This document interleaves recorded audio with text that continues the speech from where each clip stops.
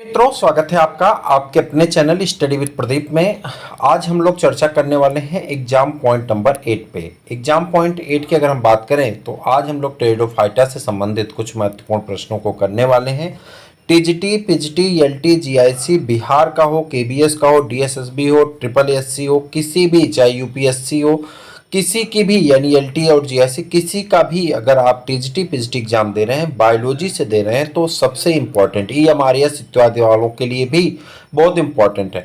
इसका पीडीएफ आप प्राप्त करना चाहते हैं तो इस व्हाट्सएप नंबर पे व्हाट्सएप करके पीडीएफ प्राप्त कर सकते हैं। चलिए स्टार्ट करते हैं। पहला आपके सामने जो एग्जाम पॉइंट का पहला हिस्सा, ये 8वां एग्जाम पॉइंट है। इसके पहले 7 एग्जाम पॉइंट आपको कराए जा चुके हैं। बात करते हैं इक्विसिटम। इक्विसिटम को सामान्यतः हार्स टेल कहा जाता है। कॉमन नेम पूछा गया है। कहते हैं इसका तना पर्व संधि और पूर्व संधि यानी पर्व में विभाजित होता है, यानी पर्व संधियां भी पाई जाती हैं और पर्व भी पाए जाते हैं, इसमें विभाजित होता है। यानी पहला ऐसा पौधा है जो लैंड प्लांट होता है टेरिडोफाइटा, और यहाँ पे वास्कुलर बंडल पाए जाते हैं। इसी के साथ साथ नोट और इंटरनोड भी, यानी पर्व और पर्व संधियां भी पाई जाती हैं। ये महत्वपूर्ण टॉपिक। और किस में पाई जाती है? हार्स टेल में। हार्स टेल को क्या कहते हैं? इक्विसिटम कहा जाता है। इक्विसिटम टेरिडोफाइटा समूह में शामिल है। इक्विसिटम टेरिडोफाइटा समूह में शामिल होता है। इसमें संवहन ऊतक जाइलम और फ्लोएम पाए जाते हैं, यानी यहाँ पे वास्कुलर बंडल पाया जाता है। वास्कुलर बंडल को हिंदी में क्या कहते हैं? संवहन ऊतक कहते हैं। जाइलम और फ्लोएम पाए जाते हैं। इनमें नर युग्मक चल तथा मादा युग्मक अचल होते हैं, यानी मेल जो होता है, मेल गैमीट जो होते हैं वो मोटाइल होते हैं, और जो फीमेल गैमीट होते हैं नॉन मोटाइल होते हैं। ये प्रायः नम व छायादार स्थानों पर पाए जाते हैं। ये प्रायः नम और छायादार स्थानों पर पाए जाते हैं। इनमें मूल, तना तथा पत्तियां पाई जाती हैं, किंतु पुष्प तथा बीज अनुपस्थित होते हैं। कह रहा है कि इसमें जड़, तना और पत्तियां तो पाई जाती हैं, परंतु पुष्प और बीज ये दोनों क्या होते हैं? एब्सेंट होते हैं, अनुपस्थित होते हैं। डिक्टियोस्टील प्रकार का स्टील में इसके संवहन भाग में 2 लीफ, डिक्टियोस्टील प्रकार के स्टील पाए जाते हैं जिसके संवहन भाग में 2 लीफ गैप के बीच का भाग भिन्न सूत्रों के रूप में दिखाई देता है, जिससे मेरिस्टील कहते हैं। इसका उदाहरण है टेरोप्टेरस, इसे एक फर्न कहते हैं। एक्टिनोस्टील प्रोटोस्टील का एक प्रकार है। एक्टिनोस्टील जो है ये प्रोटोस्टील का एक प्रकार होता है। इसके केंद्रीय जाइलम रेडिएटिंग रिब्स में बटे होते हैं। कह रहा है कि इसका केंद्रीय जाइलम रेडिएटिंग रिब्स में बटा होने के कारण एक तारे के समान आकृति में दिखाई देते हैं। रेडिएटिंग रिंग के बटे होने के कारण एक तारे के समान दिखाई देते हैं। या फ्लोएम द्वारा घिरा होता है। उदाहरण के लिए अगर हम देखें तो लाइकोपोडियम, सेरेटम और लाइकोटम, ये तीनों इसके उदाहरण के रूप में आते हैं। साइलोटम। प्रोटोस्टील शब्द जेफ्री ने प्रस्तुत किया था। बहुत इंपॉर्टेंट क्वेश्चन, कई बार पूछा गया। प्रोटोस्टील शब्द को सर्वप्रथम किसने दिया था? जेफ्री नामक साइंटिस्ट ने प्रस्तुत किया था। यह सबसे प्राचीन प्रकार का स्टील है। कह रहा है प्रोटोस्टील को सबसे पहले जेफ्री नामक साइंटिस्ट ने प्रस्तुत किया था। यह सबसे प्राचीन प्रकार का स्टील है। क्या यह सबसे प्राचीन प्रकार का स्टील है? इसमें मज्जा अनुपस्थित होती है। स्टील की अवधारणा को वान टिघेम डूलियट, कह रहा है कि स्टील की अवधारणा को वान टिघेम डूलियट ने प्रस्तुत किया था। स्टील की अवधारणा किसने प्रस्तुत किया था? वान टिघेम डूलियट ने प्रस्तुत किया था। लाइकोपोडियम में प्रोटोस्टील पाई जाती है। लाइकोपोडियम में प्रोटोस्टील पाई जाती है। इस प्रकार के स्टील में पित्त अनुपस्थित होता है। कह रहा लाइकोपोडियम में प्रोटोस्टील पाई जाती है। इस प्रकार के स्टील में पित्त अनुपस्थित होता है। टेरिडोफाइट्स में स्टीलर सिद्धांत वान टिघेम व डूलियट ने प्रतिपादित किया। इनके अनुसार स्टील या रंभ संवहन तंत्र की मूल इकाई है। रंभ शब्द का प्रयोग केवल प्राथमिक संवहन ऊतक के लिए किया जाता है। रंभ शब्द का प्रयोग केवल प्राथमिक संवहन ऊतक के प्रयोग के रूप में किया जाता है। इक्विसिटम में बीजाणुओं के साथ संलग्न इलेटर पाए जाते हैं। इलेटर बीजाणु विसर्जन में सहायता करते हैं। इक्विसिटम में बीजाणुओं के साथ संलग्न इलेटर पाए जाते हैं। इलेटर बीजाणु विसर्जन में सहायता करते हैं। इक्विसिटम एक होमोस्पोरस टेरिडोफाइट्स है। इक्विसिटम एक होमोस्पोरस टेरिडोफाइट्स है जिसके स्पोर छोटे वृत्ताकार हरे रंग के होते हैं, जिसमें 4 इलेटर्स लगे होते हैं जो विषाणु विसर्जन में सहायता करते हैं। ट्रेबेकुलेटेड एंडोडर्मिस। ट्रेबाकुलेटेड एंडोडर्मिस सिनेजिलेला में पाई जाती है। ट्रेबाकुलेटेड एंडोडर्मिस सिनेजिलेला में पाई जाती है। सिलेजिनेला के स्तंभ में केंद्रीय, अगर सिलेजिनेला की बात करें तो इसके स्तंभ में केंद्रीय, एक सेकेंड, इसके स्तंभ में केंद्रीय भाग में स्थित रंभ का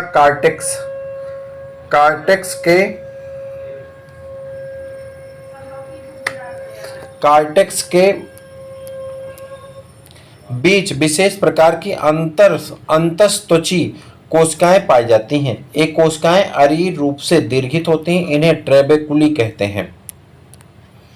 मार्सिलिया का आवास मुख्यतः जलीय होता है। याद रखिएगा, मार्सिलिया का आवास मुख्यतः जलीय होता है। इस वंश की लगभग 53 जातियां, जीवित जातियां ज्ञात हैं। ये जातियां जलीय अथवा जल स्थली आवास में पाई जाती हैं। इसे उभयचर पौधा कहते हैं। हालांकि मुख्य रूप से ब्रायोफाइटा समूह के पौधे को उभयचर कहा जाता है, लेकिन ये टेरिडोफाइटा का पौधा है और यह उभयचर होता है।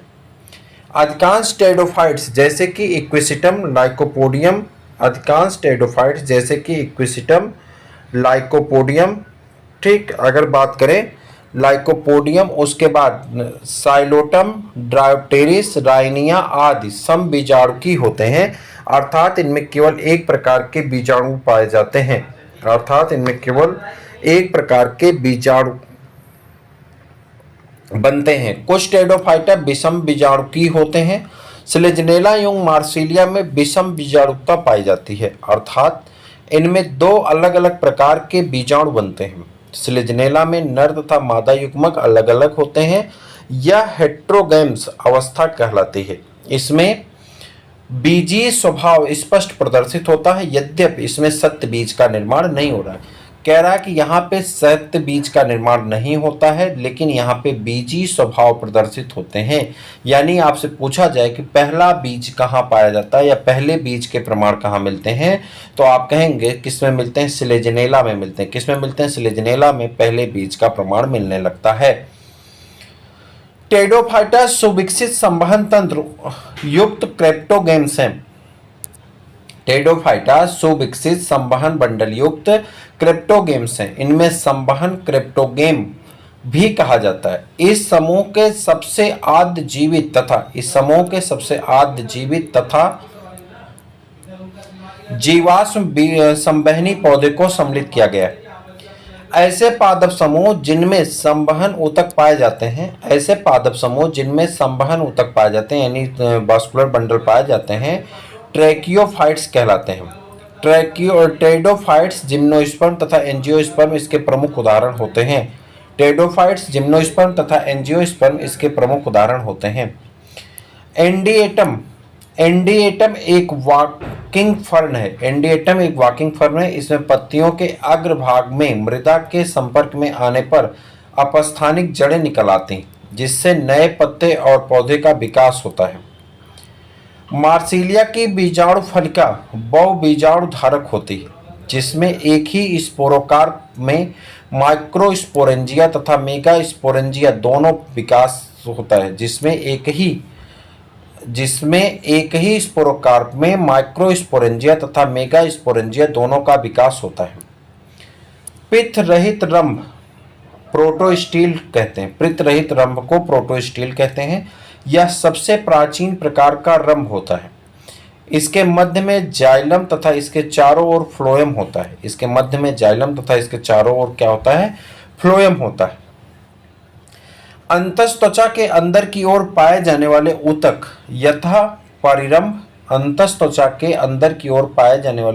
यथा परिरंभ संवहन पूल तथा मज्जा मिलकर रंभ बनाते हैं। आइसोइड्स नामक टेरिडोफाइट्स में द्वितीयक वृद्धि प्रदर्शित करता है। समानता टेरिडोफाइट्स में द्वितीयक वृद्धि नहीं होती। समानता टेरिडोफाइट्स में द्वितीयक वृद्धि नहीं होती है, परंतु आइसोइड्स में असमान द्वितीयक वृद्धि होती है। परंतु आइसोइस्ट में असमान द्वितीयक वृद्धि होती है। रिक्सिया कोदभिद में कायिक जनन। रिक्सिया के गैमेटोफाइट में कायिक जनन अधिक सामान्य होता है। रिक्सिया में मुख्य पौधा गैमेटोफाइट होता है। मुख्य पौधा कौन होता है? गैमेटोफाइट होता है। तथा थैलस, जो थैलस होता है, इसके कई प्रकार से कायिक जनन होता है, जैसे कि विखंडन, ट्यूबर इत्यादि द्वारा। इक्विसिटम में वायवीय तने में कंटके एवं खांचे दोनों होते हैं। इक्विसिटम में दो प्रकार के तने होते हैं, भूमिगत तथा वायवीय। इसमें इंटरनोड पर कंटके तथा खांचे पाई जाती हैं। इक्विसिटम के तने में वैलिकुलर यानी वेस्कुलर तथा कुटकी कनिकाएं नलिकाएं संवहन पोल में पाई जाती हैं। संवहन पोल में जाइलम तथा फ्लोएम होते हैं, जबकि कैम्बियम अनुपस्थित होती है। इसमें प्रोटोजाइलम के भाग अलग अलग होकर एक नाल बना लेते हैं, जिससे कैरिनल कैनाल्स कहते हैं। एजोला एक जलीय फर्न है। एजोला एक जलीय फर्न है जिसमें सजीव रूप से एनाबीना नामक नीलहरी शैवाल पाए जाते हैं। ये शैवाल नाइट्रोजन स्थिरीकरण करते हैं। यह सहजीवी संबंध को धान के खेतों में उपयोग किया जाता है। इस सहजीवी संबंध का धान के खेतों में उपयोग किया जाता है। साइफोनोस्टील को मेडुलेटेड प्रोटोस्टील भी कहा जाता है। साइफोनोस्टील को मेडुलेटेड प्रोटोस्टील भी कहा जाता है।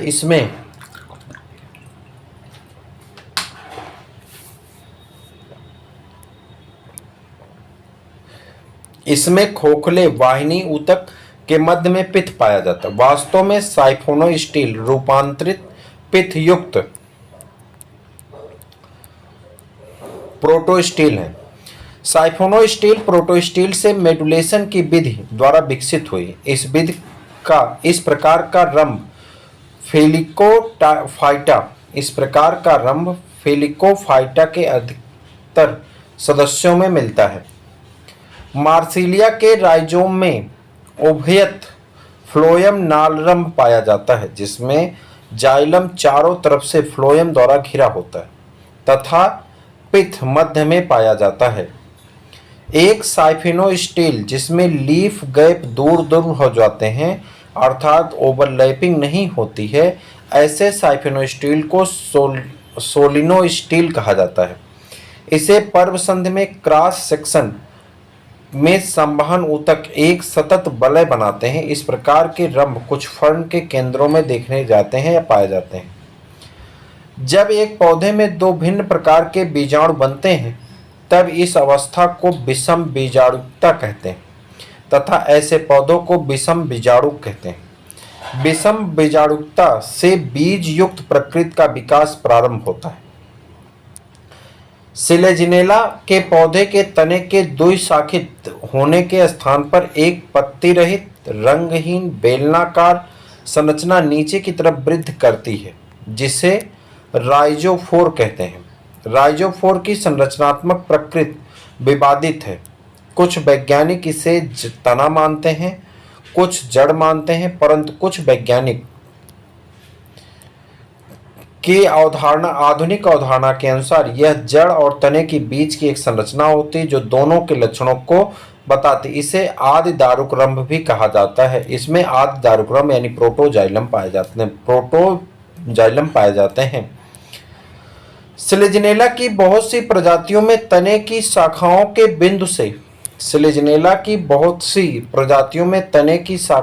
बिंदु से पत्ती विहीन रंगहीन सूत्रवत संरचना निकलती है, जिसे राइजोफोरा कहा जाता है। ये नीचे भूमि के संपर्क में आकर अपस्थानिक जड़ का गुच्छा बनाती हैं। सिलेजिनेला क्रोसियाना में एक राइजोफोर तथा सिलेजिनेला मार्टेंसी में दो राइजोफोर तने के प्रत्येक शाखा से निकलता है। बोवर एंड गोवेल के अनुसार राइजोफोर ना तो तना है। बोवर और ग्लोवेल के अनुसार राइजोफोर ना तो तना है, ना ही जड़ ही है, बल्कि यह एक स्वतंत्र अंग है। ब्रुकमैन, ब्रसडेल और कसिक के अनुसार राइजोफोर जड़ की अपेक्षा तने से अधिक समानता दर्शाता है, जबकि वानटिघम, हार्वे गिब्स, अपलाक, वेबस्टर और स्टीव तथा बोकहाक व सुसैक्स के अनुसार राइजोफोर एक जड़ है। सिलेजनेला में कुछ जातियों में बड़ी और छोटी पत्तियां चक्राकार क्रम में व्यवस्थित होती हैं। सिलेजनेला की कुछ जातियों में बड़ी और छोटी पत्तियां चक्राकार क्रम में व्यवस्थित होती हैं, जबकि कुछ जातियों में केवल एक प्रकार की पत्तियां पाई जाती हैं